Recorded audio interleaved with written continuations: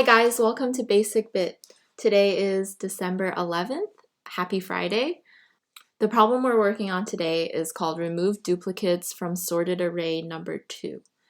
And we're given a sorted array of numbers and we want to remove the duplicates in place such that duplicates appear at most twice and return the new length. So every single value in the array can appear at most 2 times. So in this first example, we have 3 1s followed by 2 2s and 1 3. And so we have to remove one of the 1s because each value can only appear at most twice in the array. What I would do would be to check the length of the array. If there's less than 3 values, so at most 2 values, then every value in the array can only occur at most 2 times. So we can just directly return length of nums. Then we can use a data structure like a counter or a dictionary to keep track of the frequency of each of the values in the array. We're going to start from the first index and loop through the entire array. And we're going to increment the counter that contains the value by 1. And after we do that, we check to see if the frequency of that value has exceeded 2. And if it has, we're going to delete the number at index I. We have to keep in mind when we delete that number, we need to decrement the index by 1. And every loop we have to increment the index by 1. Finally, we return the length of nums. Let's run our code. Finished, looks good.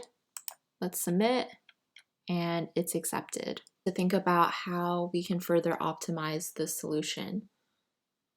The problem statement also asks for us to use constant space. And in here, because I'm using a counter, the space is not constant, it's linear, because this counter could contain up to the same number of elements as the array. The solution would be to use a counter on the fly. So instead of this sort of dictionary counter, if we just had a counter that could store an integer of the frequency of whatever value we're considering right now. Because the numbers in the array are sorted, 2 consecutive numbers in the array are either going to have the same value or different values. If they have the same value, then we can increment the counter. If they have different values, then we can restart the counter at 1. So how we would do that is inside of the while loop, I'm going to add an if statement. While nums I is equal to the previous number, I minus 1, we're going to do all of this. And instead of using this dictionary counter, I'm going to have a counter that starts at 1 and replace this with counter and replace this with counter. So if the 2 numbers are the same, we're going to increment the counter and then do the check to see if counter exceeds 2.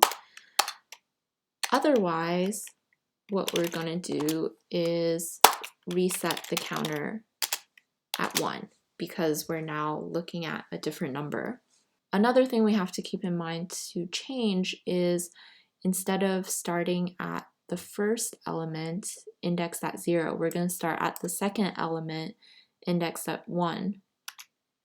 Because inside of the if statement, we're going to check whether the element at I is equal to its previous element, I minus 1. So we can't start at the 0th element.